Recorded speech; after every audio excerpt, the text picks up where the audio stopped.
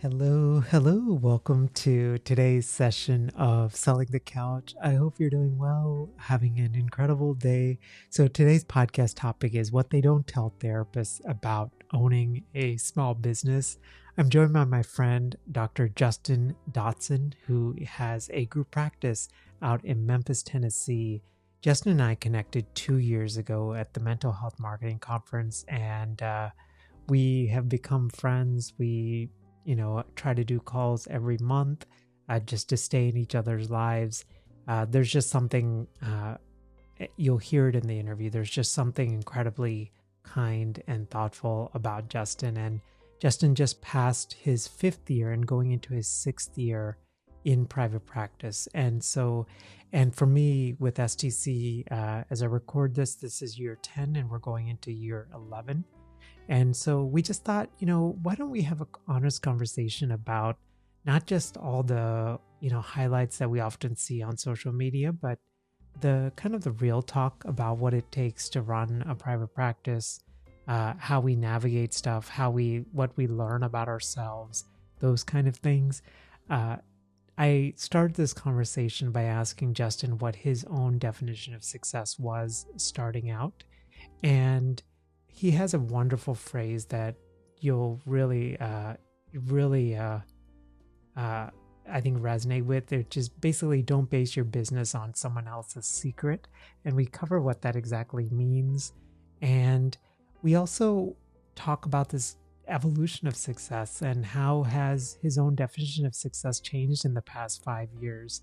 And then we kind of go into this area, which is an area that I didn't really think or know about, again, because I had never taken a business or marketing class and Justin hadn't either. But the ways that becoming an entrepreneur and a small business owner changes you as a person and how to navigate this sort of new becoming in who you are. And we also cover a lot of like how Justin talks about fees, sets fees, raises fees. I like his system and I think you're going to resonate a lot with it. So here is my conversation with Dr. Justin Dodson. Hey Justin, welcome to Selling the Couch. Hey Mel, I'm so excited to be here with you. I'm like a little kid the day before the I was gonna say the Ferris wheel, a day before the The field fair, trip. field trip. There Excited. we go. Yeah. Well, listen, I don't know if we should hype this interview up that much, but I brother, like before we even jump in, I am so thankful for you. I'm thankful for our friendship. The mental health marketing conference. Our friend Michael Fulweiler, we went to a dinner together Yeah. before that conference started last year, and we just immediately hit it off. And yeah, we've maintained a really nice cadence of calls. And even as we were thinking about this conversation, I think we both honed in on this idea of like, man, what do we tell folks that might be, colleagues that might be thinking about private practice or just entrepreneurship in general? Uh, you've got now you're at year 5, going on year 6.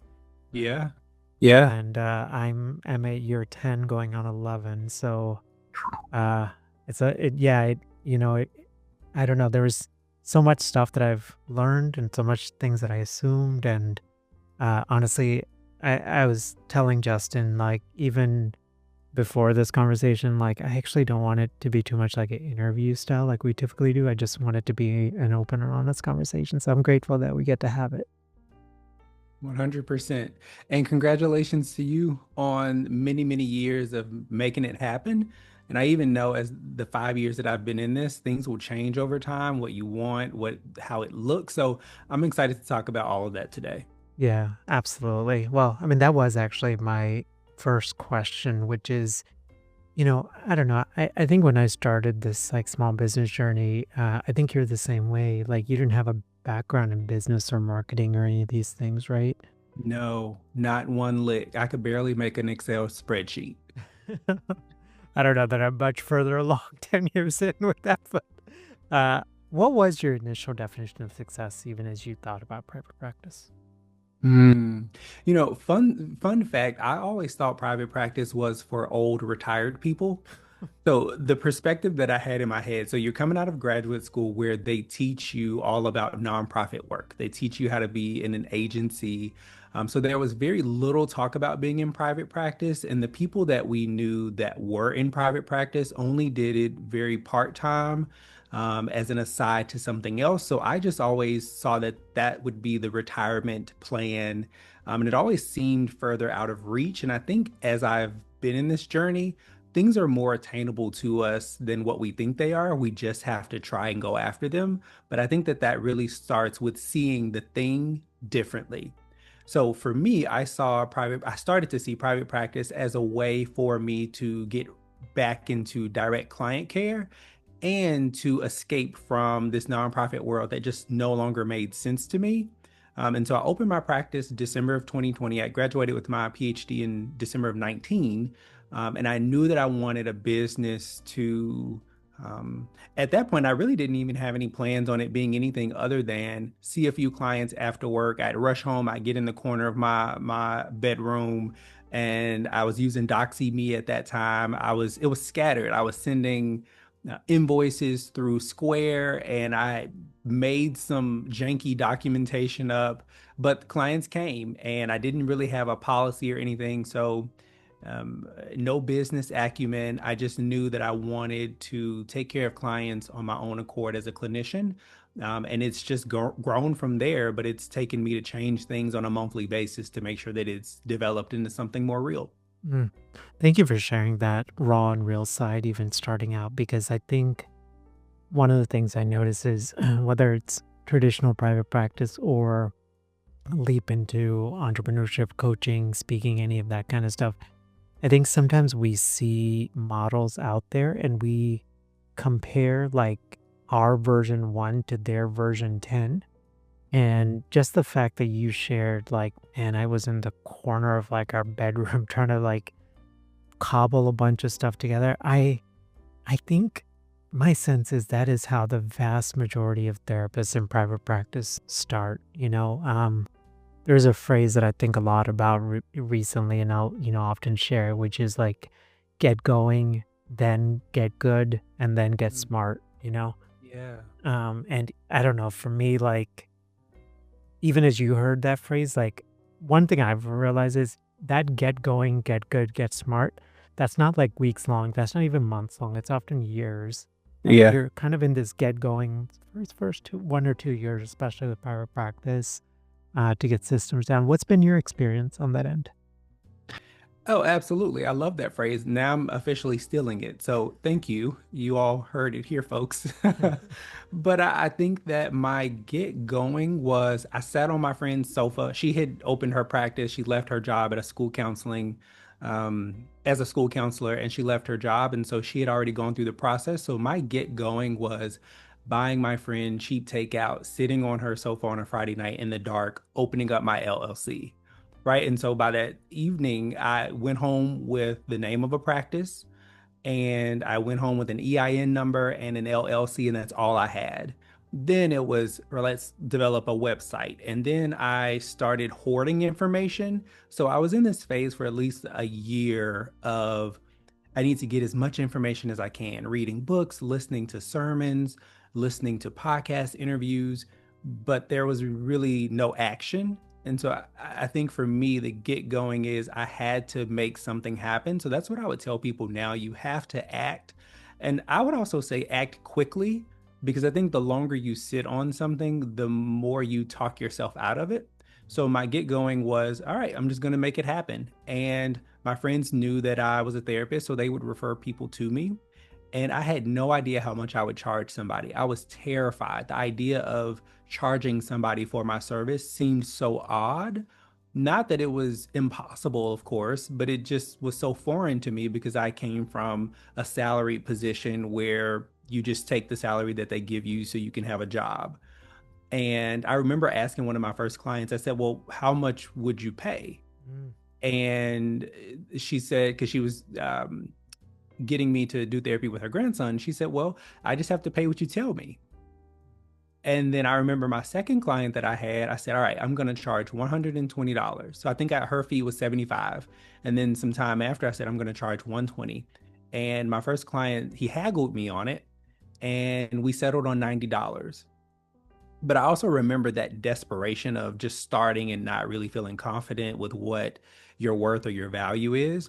And I remember our first session, he came in with all these designer clothes on and bragging about how much money he had. And that was my first indicator of I will never haggle again. And it's okay to set your rate. So my get going was just do the documentation, be in community with a friend that had already done it before me. My getting smart was never haggling with people again and really being firm. And then you start to develop policy. And then I started to change my schedule a couple of years in to work for me and not just for what I think people wanted. Mm. How did you settle on your fee? Honestly, I settled on my fee by adding up, all right, what would it look like to make six figures? I had always wanted to make six figures. My previous job, I was close, but I wasn't quite there because for such a long time, I thought success was you need to earn at least $100,000. Don't ask me where I got that from. I have no idea who told me that or where I saw that. So I just did the math. If I see X amount of people per week at $120 per session, that'll be that. Now, in my mind, I'm not thinking about taxes. I'm not thinking about overhead. I'm just thinking about this is how much I want to generate. And I think that's what really gave me the boost to say, oh, you could do this quick math on the way out the door by the garage, standing in the kitchen, knowing that I'm going to this job and I need to leave it. How can I make that work? And I think for a lot of therapists, we talk about, how much are you worth and what do you need to live? I think there are many formulas of how you can get to that, but start at a rate that you can say out loud that you feel comfortable with that will also help support your lifestyle. If you're a solo practitioner in private practice, this part is for you. You're probably doing it all from the therapy side to the admin to the marketing and maybe your private pay, which means that referrals are everything. And we know as clinicians, one slow month or one slow week, and suddenly your income, your peace, even your confidence starts to wobble a little bit. I get it. I have built my business during nap times and lunch breaks. And if I ever went back into private practice, to be honest, I would build it differently. I'd still want that freedom, but not the kind that leaves you checking my schedule at 10 p.m. to see if clients are showing up. I'd want a system, rhythm, support. That is why I would seriously consider Alma. Alma helps you accept insurance with ease. They actually take care of all the paperwork on the insurance side, so you're continuously getting paid every other week. They include an EHR as well, so and also let you connect with a network of other colleagues who get it because the isolation that we often feel building these businesses is such a real thing. And for Selling the Couch listeners, you get 2 months of Alma absolutely free. You can just go over to sellingthecouch.com/Alma to check it out. This might be the system that your practice and, to be honest, your nervous system has been waiting for. Yeah, I think that's such a great approach.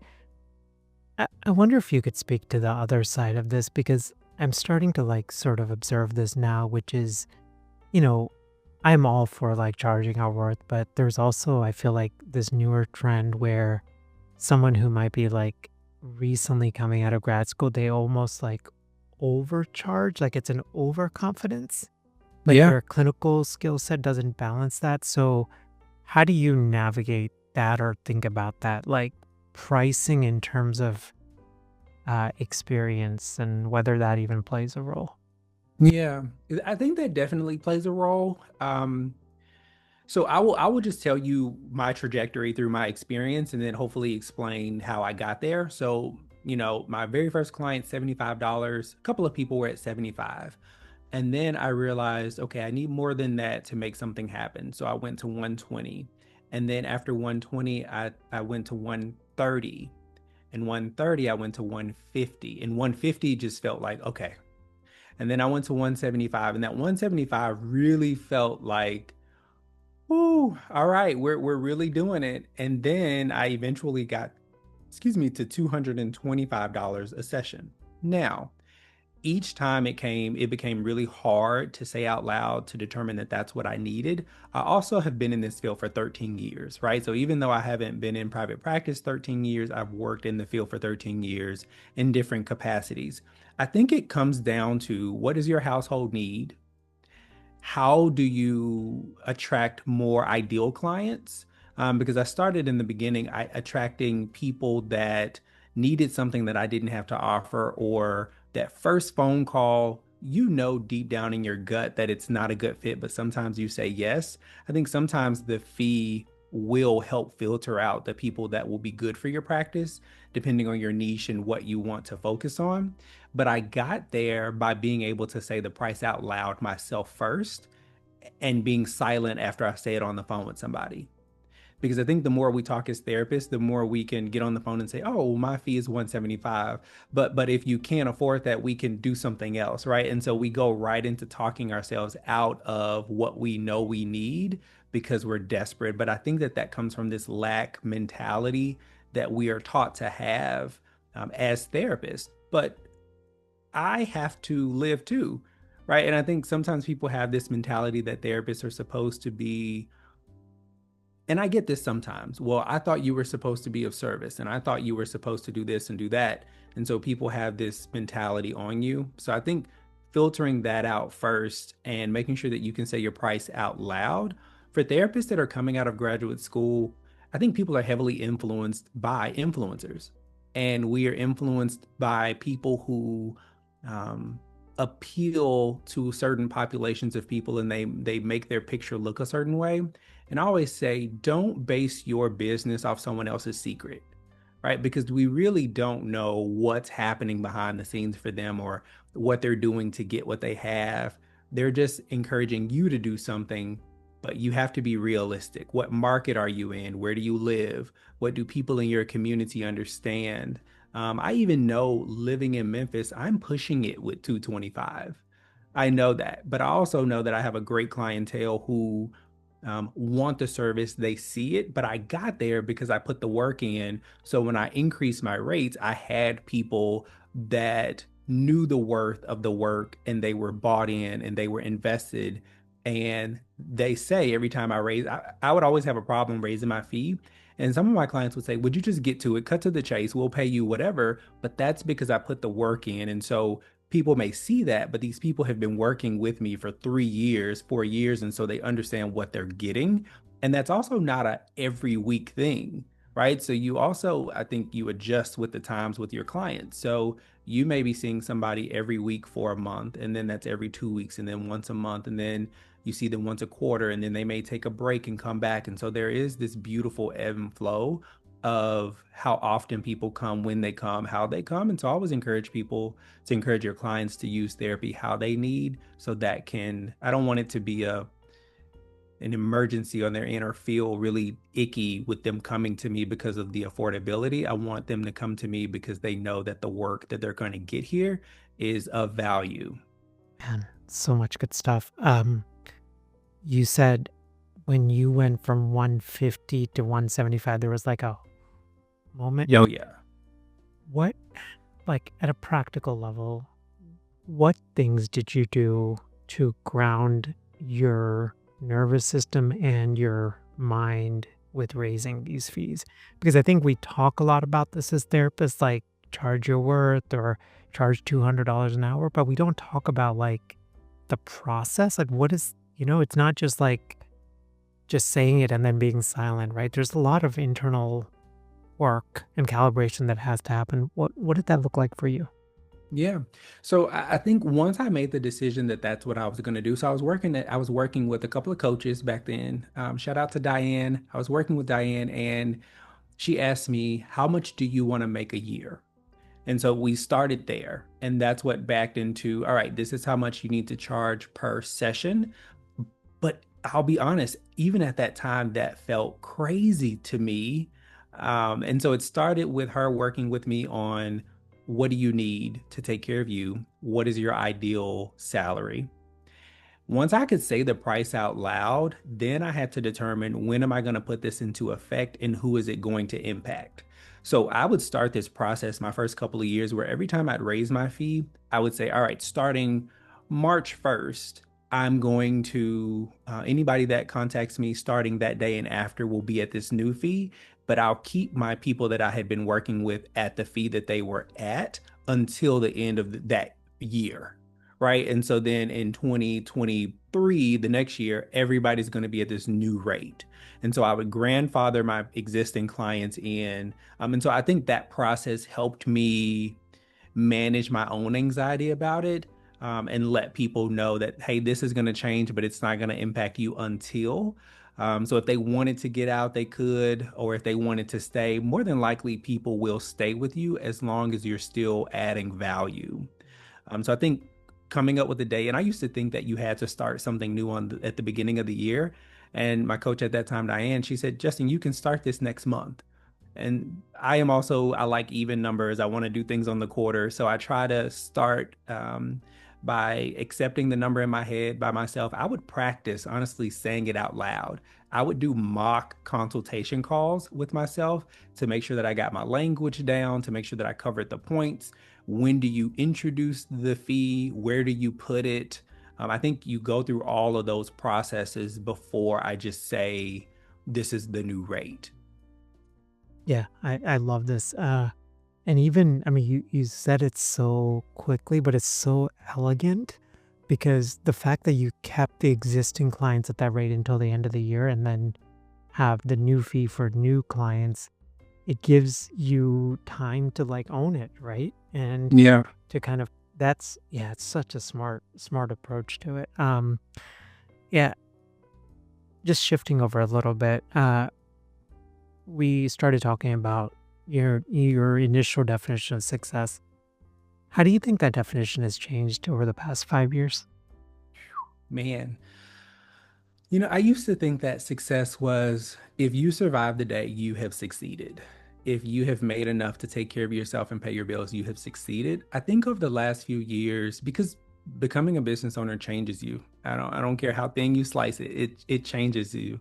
Um, I think now my definition of success is really associated with how do I create these moments every day that add up to this ideal picture of what I want my life to look like.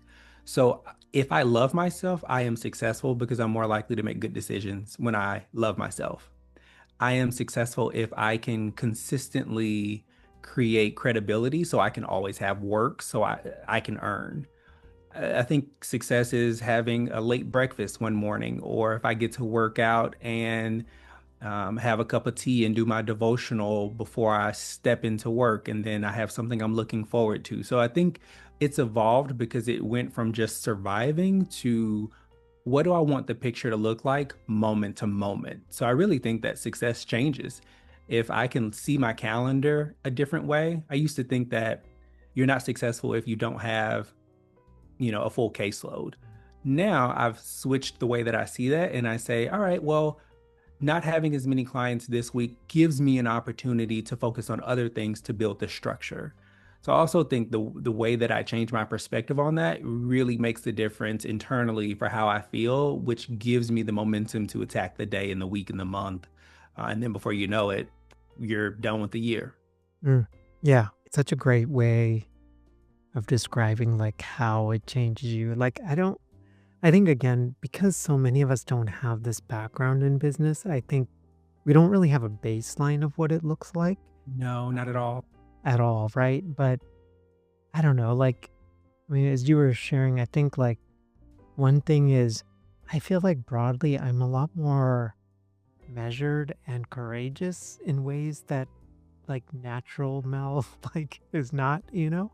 Yeah. Like maybe we call it like more risk tolerant or whatever it is, but like I don't know, there's like a quiet confidence. Like, we talk a lot on this podcast about not just like doing things for tomorrow, but like how do you think in long runways, right? And I think the power of thinking as a clinician where I'm not just thinking about getting this private practice off the ground, but I'm thinking about how do I build this ecosystem that lasts decades? Like the other benefit of that is, I don't know, the ways that it changes you, and that like this, right? Like I mean, I can't imagine Justin of like month one thought he's going to be recording podcast interviews, you know?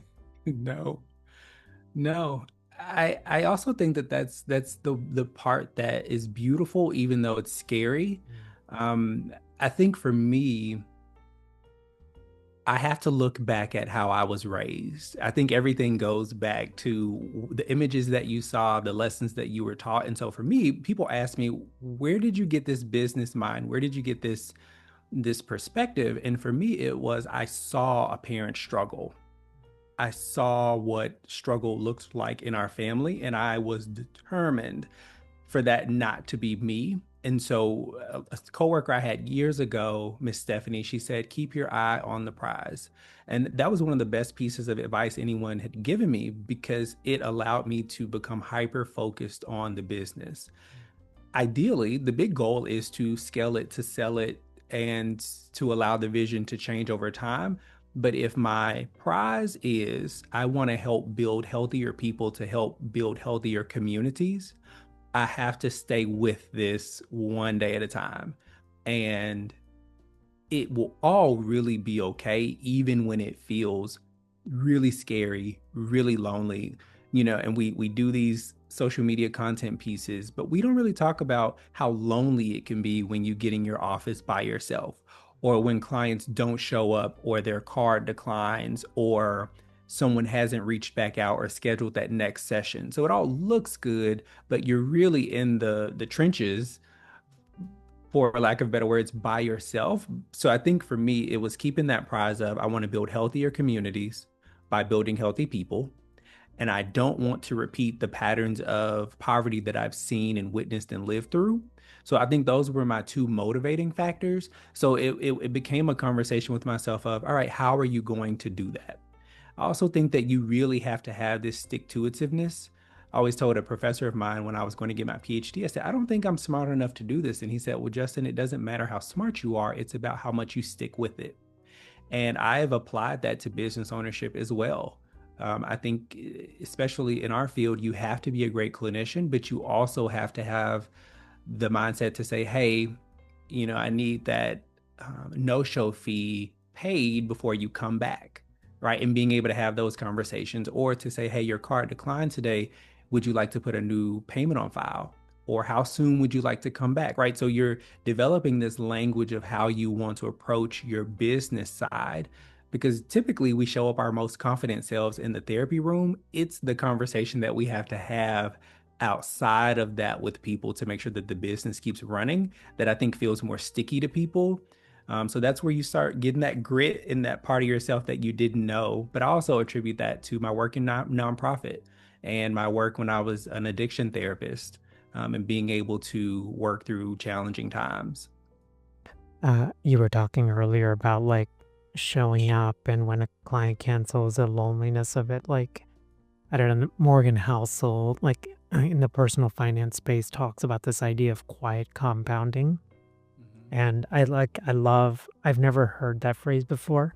And it's always like resonated with me since I read it because I think private practice is like that. I think small business is like that. I think especially we are increasingly living in this area or this space of like, show me what you've done. But I feel like in many ways, it's like small business is lots of parts of it are kind of boring and they're just kind of sticking with it, showing up, micro tweaks, moderate tweaks, sometimes big tweaks.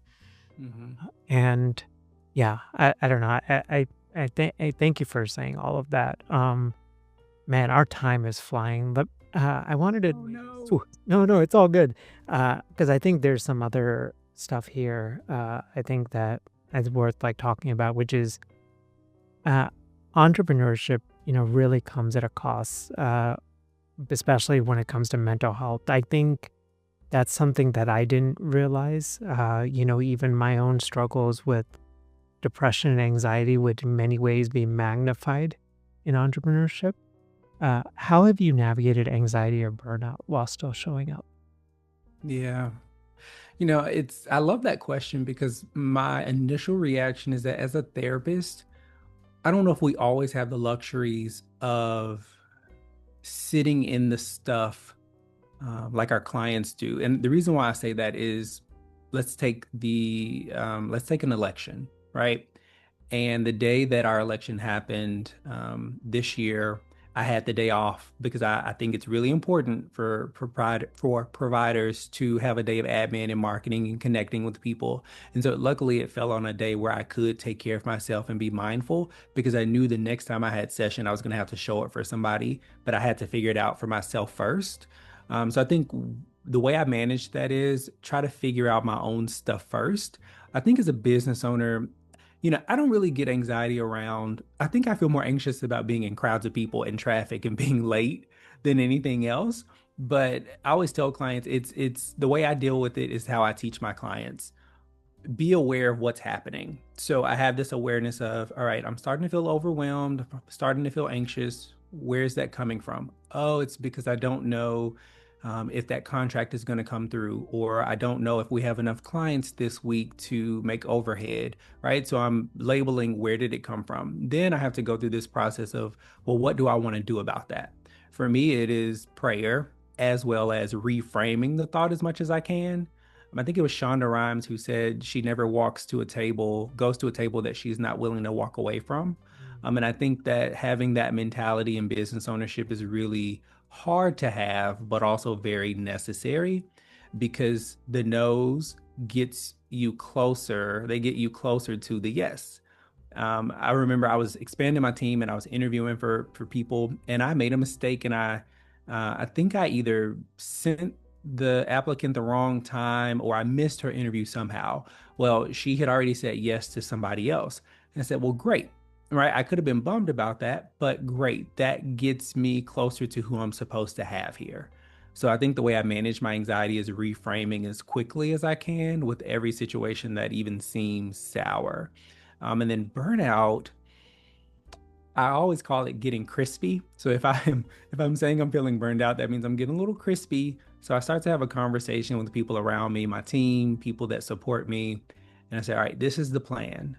I'm going to start blocking some of my calendar because I think that's a bit of an ethical responsibility as well to be mindful of what you have capacity for. But I think I have to self-assess, and I usually do that on Fridays. I bust my tail Monday through Thursday, and then Fridays I'm trying to figure out what are you doing. But am I taking on the wrong projects? Am I saying yes to too many of the wrong clients um, that I'm not really trying to work with? Because I also think that that's another piece. Are you doing work that you don't really want to do, or that doesn't fit well with you? So figuring out where I need to make those changes. And that can be scheduling. In private practice, you try to be available all times of the day for your clients. But for me, it was shortening my schedule to work for me. I know I don't like traffic, so I would prefer to end my day around 3 or 4. Maybe I'm not going to see people until 6 and 7 like I used to in year one. So I think the longer you're in it, you gain these privileges of adjusting things to work for you while still working with your client. So I would say that that's probably how I manage the anxiety and the burnout. And I pull back when I need to pull back and I lean in, but it's really a slowing down to speed up process. That's really well described. Justin, maybe I think the final question I have for you is related to that. How have you learned to trust yourself over these years? Because I think this is something that I've struggled with.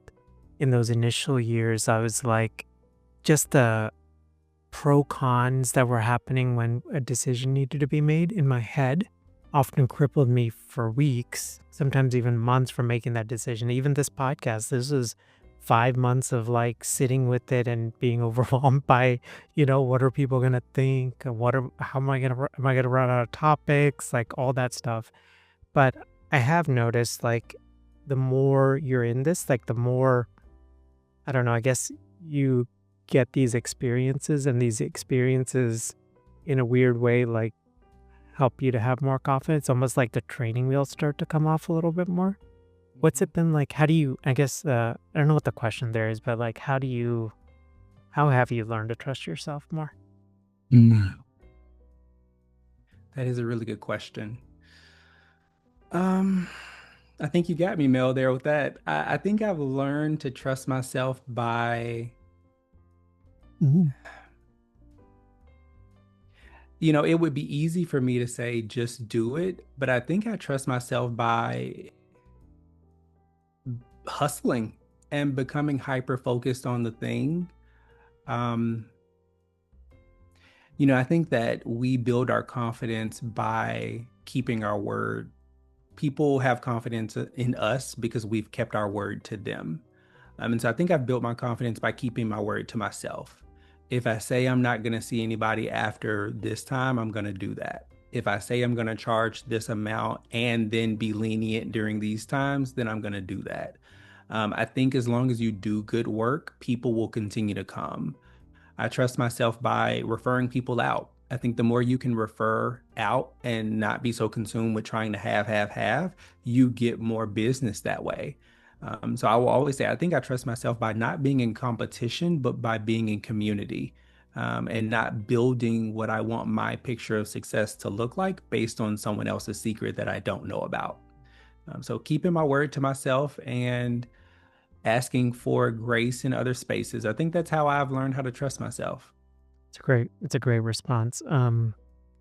It's a weird thing because you start private practice or you start entrepreneurship often solo, right? And so there's this real pressure and it's real, right? Like of I got to make this thing work, right? This is Yeah. going to generate revenue, but in a weird, ironic way, it's actually the letting go of that control, right? And saying like, "Hey, I might not be the best person to serve you with this. I want you to get the best care. Here's what I'd recommend," right? Like letting that go. And in the process of, I don't know if like it's like self kindness to be like, hey, I'm confident in my abilities, but this is probably not somebody I can help.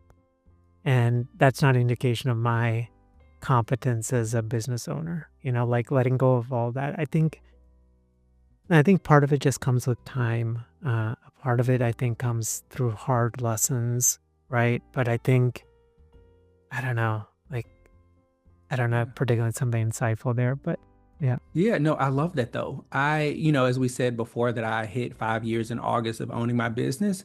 And so I celebrated with a dinner of people that have been supporting me throughout the years, just a small dinner. And as exciting as it was to celebrate 5 years, I had never felt so sad. And I think I've told you this before in our talks. I felt so sad then because I felt stuck, right? So I had to do my exercise where I had to assess, where is this coming from? What is this? And it was because I felt stuck because I was in this transition phase of scaling the business. And people talk about scale, scale, scale. No one tells you how to do it. They don't really say the hardships in it.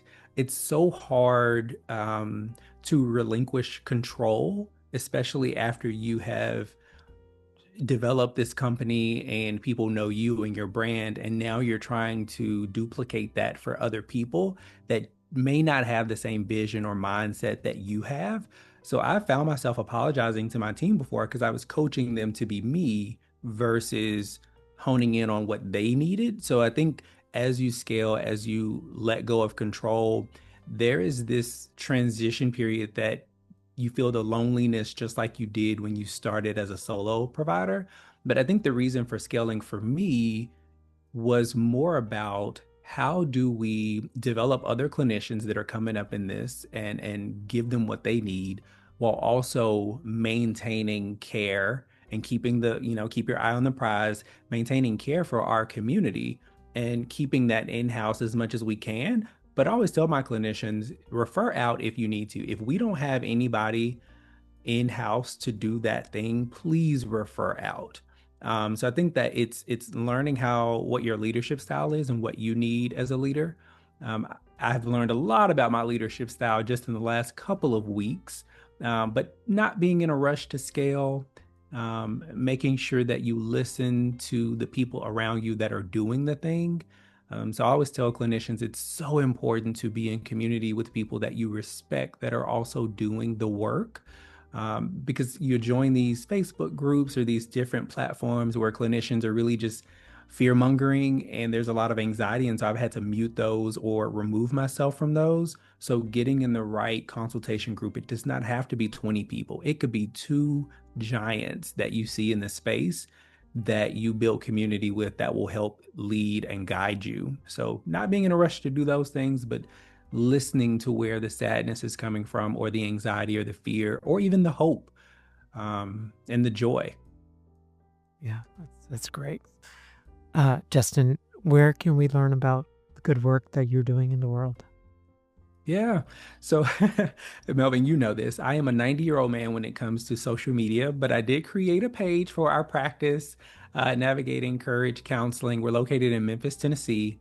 My Instagram handle is it's Dr. J. Keith, and our website is navigatingcouragecac.com.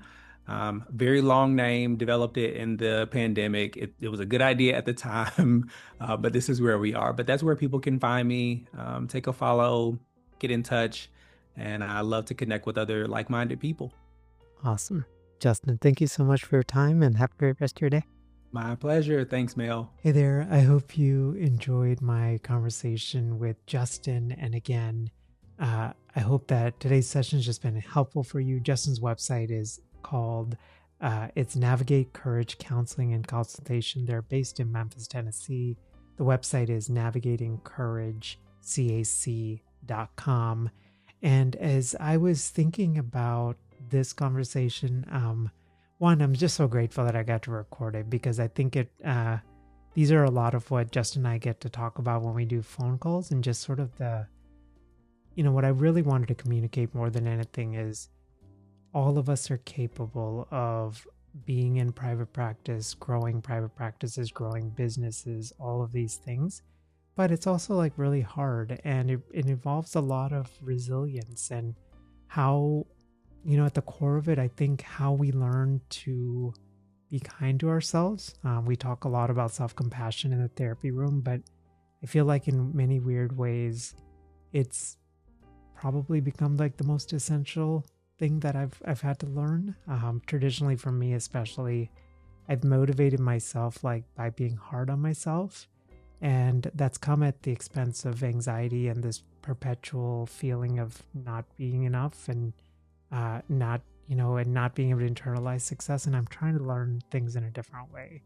So I don't know, as I was just reflecting on this conversation with Justin, I love how real he was. I especially love that conversation around grounding yourself when it comes to fees, not putting all the pressure of like, we need to start with new fees for, every client on certain dates, but, tiering that in and what that even looks like. I think the other big thing for me is there's something just about being in the arena of small business ownership that Justin was alluding to this, right? Like of that information, hoarding of information. There's something really safe about, reading another article or watching another YouTube video, or even recording or watching or listening to a podcast on private practice. But it's actually getting into the weeds and going through it that you learn so much about things. Yeah, I hope today's session's been helpful for you, and have a great rest of your day. Bye.